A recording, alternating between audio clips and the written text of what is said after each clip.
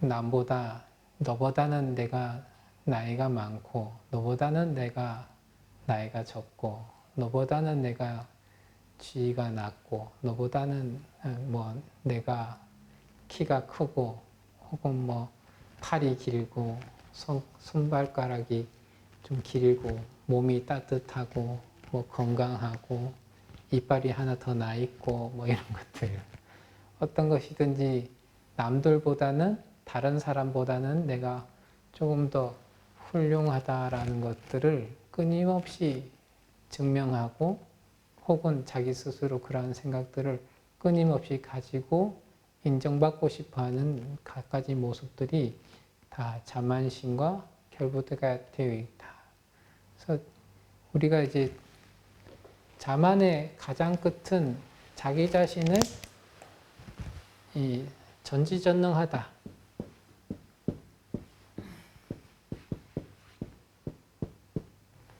라고 할 때가 이제 자만심의 끝을 달릴 때죠. 나는 모르는 게 없이 다 알고 나는 못하는 게 없고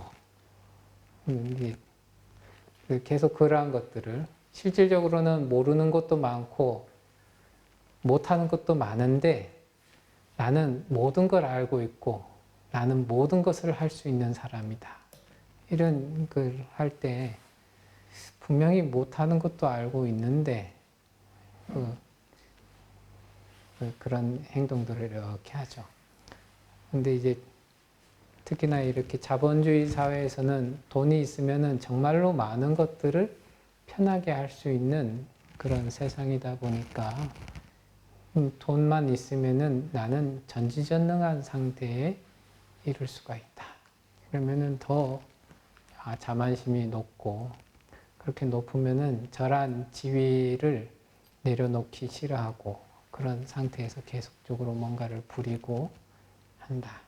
그렇지만 자만을 아랑가를 이루신 분들은 자만심을 끊어버렸다. 혹은 우리가 아랑가를 증득했다라고 하면은 지혜가 열려서 일체지라 일체 모르는 바가 없게 되고 신통을 부릴 수 있어서 다른 사람들이 하지 못하는 것들을 할 수 있다. 그래서 어찌 보면 전지전능이 가능한 존재일 수도 있어요. 그렇지만 그렇다고 해서 그것을 자기의 아만심으로써 만들지 않고 그 아만심이 없기 때문에 저러한 것이 가능해진다라고 이렇게 할 수 있는 존재가 바로 아란의 그 경지가 아니겠는가 이런 생각들을 한다. 그래서 자만심을 끊어버렸으면은 어떤 거냐? 뭐 이제 입적하시긴 했지만서도 이제 저는 그 순간만을 봤기 때문에 그분의 인생 전반적으로는 제가 정확하게 알지 어렵지만 본명이 갑자기 기억이 나지 않네요.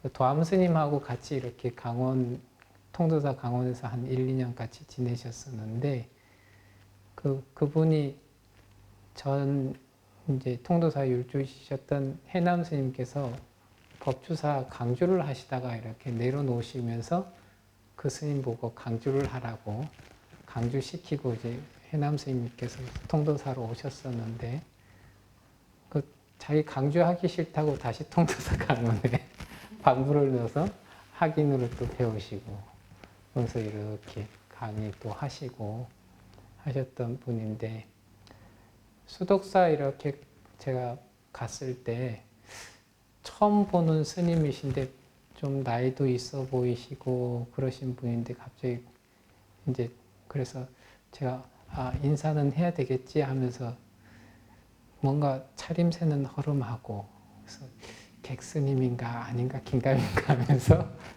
인사를 해야 되나 말아야 되나 고민하다가 이렇게 고개를 살짝 숙였는데 그분께서 그걸 보시더니 저보다 훨씬 더 고개를 깊게 숙이시고 또 얘기하시면서 상대방을 아주 존중하는 그런 말씀을 쭉 하시고 또 해남 스님 잘 계시냐 이런 인사말도 전하시고 자기는 부족한 게 많아서 그냥 이렇게 지내고 있습니다. 이렇게 또 얘기를 하셔요. 그래서 아 그러십니까 하고 그 스님께서 자리를 떠난 다음에 옆에 계셨던 분한테 저 스님은 어떤 스님이세요? 그랬더니 아 강주 스님이시라고. 아 그렇구나. 그러고 이제 제일 처음에는 이제 그러니까 이제 이 번뇌라고 하는 것이 그렇죠. 그분의 차림새가 조금 허름하고 조금 뭔가 힘이 없는 그런 차림새다 보니까 아, 저 스님보단 내가 좀 나 이런 모양새가 마음이 탁 드니까 처음에 인사할 때 내가 저런 사람한테 인사를 해야 되나 말아야 되나 이 갈등을 속으로 살짝 하고 그때 일단은 해야겠다 하는 마음이 있으니까 숙이기는 하는데 크게 공경한다는 생각 없이 그냥 이렇게 조금만 숙이는 거죠. 근데 이제 그분이 그렇게 더 깊이 저한테 고개도 숙이시고 말씀도 점잖게 하시고 정말로 첫 대면인데도 그렇게 하시는 걸 보고 굉장히 놀랬었는데 그런 분이 이렇게 나중에 지나서 얘기를 들으니까 그분은 다른 어떤 데를 가셔도 언제나 그렇게 남들을 지극히 존중해주는 그러한 모습들을 항상 보이셨다. 그래서 그러면서도 그분이 뭐 경전을 못 받느냐, 경전을 매우 잘 보셨다 이렇게 얘기를 하거든요. 그런 분들이 정말로 뭔가 번뇌를 좀 내려놓고 암안심을 내려놓으신 분들의 삶은 참 저렇게 흘러갈 수 있겠구나 이런 모습들을 생각해보고 또 율장이나 경전상에서도 보면은 모두가 같이 아라한가이기도 하고 또 뭐 누가 봐도 훌륭한 스님들이다 이렇게 생각하는데 그 경전상에서도 보면은 분명히 먼저 출가하신 분인데도 불구하고 뒤에 출가하신 분들한테 장로시여 혹은 구수시여 하면서 다른 분을 존중해주는 그 호칭을 먼저 하고 그 다음에 말을 할 때도 어떻게 생각하십니까? 얘기를 묻고 또 이렇게 얘기를 하고 그러면서 서로가 존중해주고 또 이 질문을 물으러 가시는 분은 질문을 받아주시는 분한테 언제나 인사를 잘 드리시고 또 인사말을 나누시고 하는 그런 모습들이 계속적으로 경전상에 남아있게 됐다. 그게 자기가 조금이라도 남보다 많이 안다거나 지위가 높다거나 뭐 그런 것들을 생각했으면은 절대 나올 수 없는 행동들인데 그런 것들이 자연스럽게 그 당시에 문화가 그랬다 하는 것처럼 경전 곳곳에 그런 것들이 남아있거든요. 그러한 삶들을 사셨다. 그렇게 사시는 분들은 신들까지도 그를 부러워한다. 여기서 신이라고 한다면은 지금 자기가 사는 우리로 치자면은 자신의 경제 능력이라든지 혹은 사는 장소라든지 라고 했을 때 절대 만날 일이 거의 없어 보이는 분들이 자기를 좋아해주고 공경해주고 하는 거거든요. 차원이 다른 사람들이 이 평범한 사람을 공경해주고 존중해준다. 그러면은 어떠느냐? 지금 제가 이렇게 있다면은 우리나라의 재벌들을 볼 일이 전혀 없죠.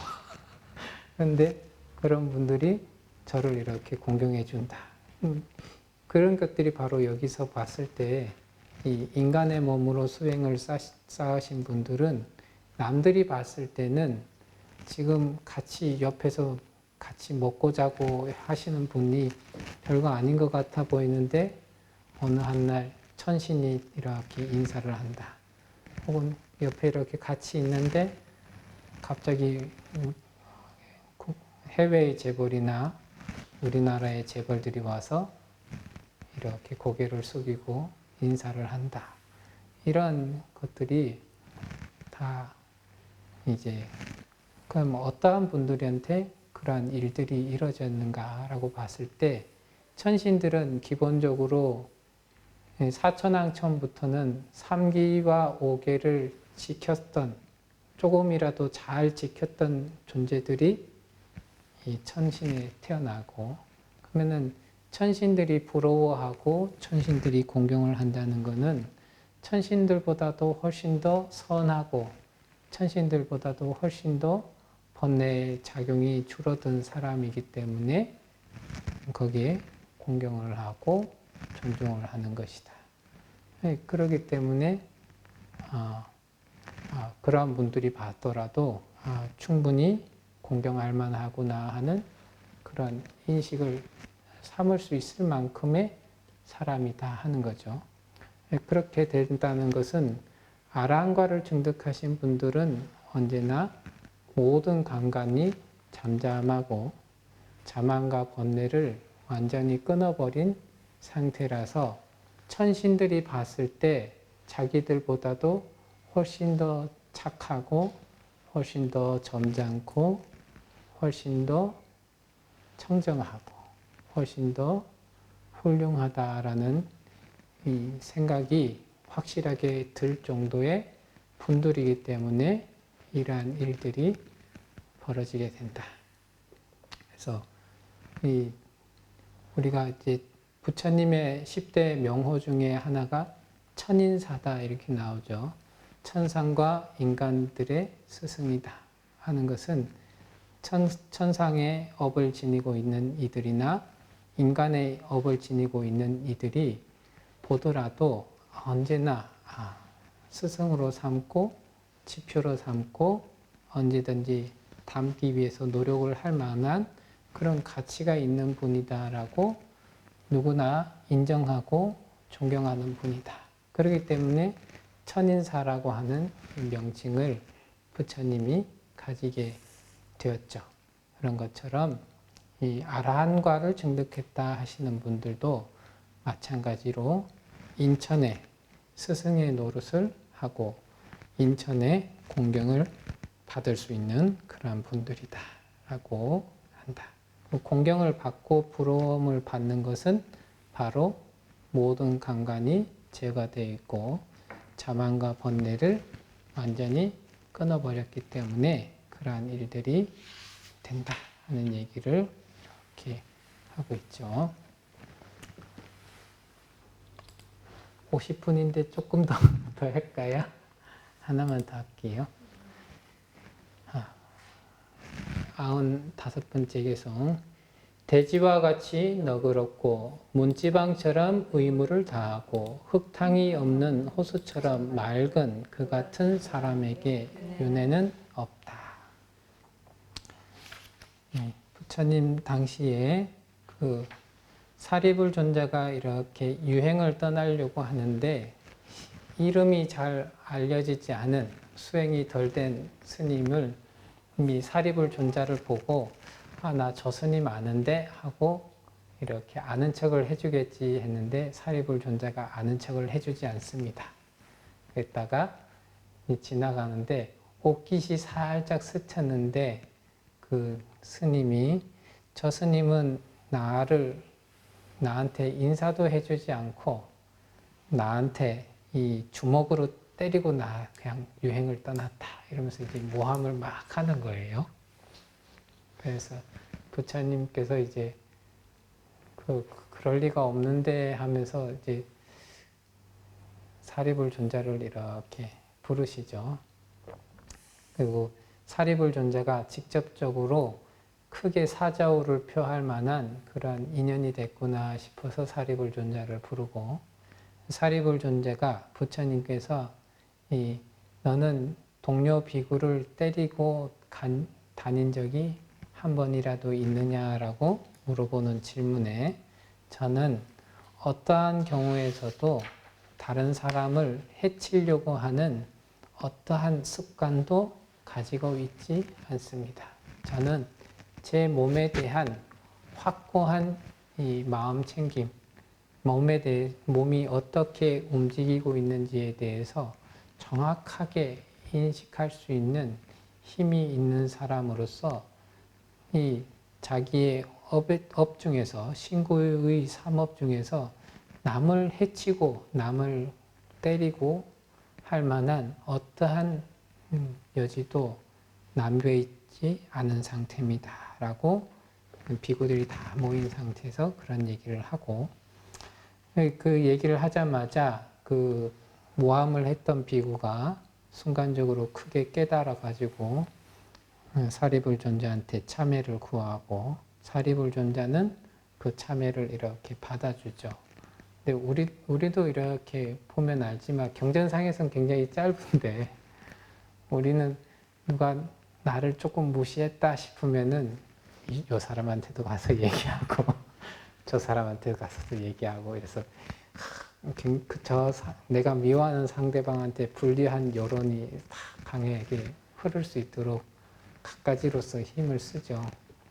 그런 것처럼 그 온갖 곳에서 우리로 치면 오만 데서 네가 그렇게 행동했다며 뭐 이런 얘기를 들을 환경을 조성을 했는데도 불구하고 사리불존자가 그 참회를 쭉 이렇게 받아주죠.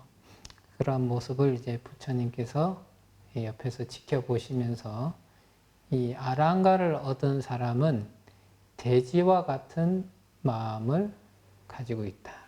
그래서 다른 사람들에게, 다른 이 큰 대지에 우리는 뭐 땅도 갈고 건물도 짓고 혹은 땅 깊숙이 파헤치기도 하고 하더라도 이 돼지가 거기에 대해서 아무런 의사표시를 하지 않는 것처럼 다른 사람을 대해서 크게 구하려고 하는, 해치지 않으려고 하는 자비심이 돼지와 같이 있기 때문에 언제나 다른 사람을 대하는 자세가 너그럽고 좋은 자세, 언제나 남을 품을 수 있는 그러한 자세를 갖추고 있다. 그래서 옛날 어른 스님들 이렇게 보게 되면은 그냥 어린 눈에 봤을 때는 저 스님은 좀 괴팍해, 저 스님은 좀 이상해, 뭐 이렇게 생각했던 분들이 이렇게 시간이 지나서 그런 분들의 행동들을 하나하나 이렇게 돌이켜보면은 저보다도 훨씬 따뜻한 마음으로 주변 사람들을 대했다 하는 것을 자꾸만 느끼게 되더라고요. 그런 것처럼 마음이 너그럽고 그 다음에 문지방처럼 의무를 다한다. 문지방처럼 문지방에 사람들이 오고 가고 하는데 한 사람들이 항상 넘어다니고 하는데 거기에 크게 걸리지 않는 것이 바로 문지방인 것처럼 어떠한 사람들이 비난을 하든지 칭찬을 하든지 간에 그 어디에도 흔들리지 않고 자기가 해야 할 일들을 언제나 다 한다. 뭐 불경에서 스님들의 의무다 하는 것은 부처님의 법을 잘 공부해서 해탈하고자 노력하는 것이 스님들의 의무죠. 그런 것들을 분명하게 하고, 호수처럼 맑다라고 하는 것은 언제나 계율을 청정하게 잘 지켜서 자기의 업이 일단 신업과 고업이 계율을 지킴으로 인해서 청정하고, 지혜로서 번뇌를 다 끊어서 마음의 업이 청정해서 신구의 삼업이 모두 다 청정한 상태다. 이것이 바로 호수처럼 맑은 상태다 하는 거죠. 그래서 언제나 그렇게 살아가는 사람, 그래서 다음 생에 태어날 어떠한 윤회할 만한 어떠한 업도 가지고 있지 않고 그러한 업들을 없애가면서 살아가는 사람한테는 윤회가 없다. 그래서 언제나 이 아라한가를 증득했다 하는 사람에게는 항상 후유가 없다. 이런 표현들이 항상 들어가 있죠. 훗날 다시 이 삼계 안에서 있게 될 만한 일은 전혀 없다. 그것이 바로 윤회가 없다라고 하는 얘기들을 이 정전상에서 얘기를 하고 있습니다. 그래서 이 아라한가를 증득했다 하시는 분들은 일단은 이 자비심이, 우리로 치면은 남을 이해하는 마음, 남을 배려하는 마음이 훨씬 더 크고 넓다라고 볼 수가 있겠고, 그 다음에 어떤 위치에 있든지 간에 자기가 해야 할, 반드시 해야 할 기본적인 의무에 대해서 분명하게 알고 그 의무를 다하는데 노력한다. 우리는 어떠한 위치에 서면은 항상 권리를 먼저 주장하고 이익을 얻기 위해서 노력을 하는데, 이 깨달음을 얻었고 이 수행을 했다 하시는 분이면 수행을 하신 분일수록 어떤 자리에서든지 권리를 먼저 생각하기보다는 의무를 먼저 생각하고 의무를 실천하는데 더 많은 에너지를 쓰시는 분이 바로 이 아라한가 성인에 가까우신 분이다.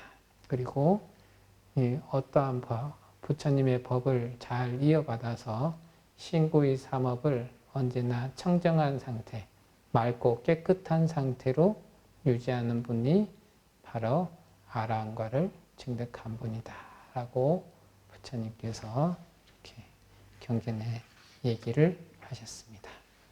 오늘 수업은 여기서 마치겠습니다. 감사합니다.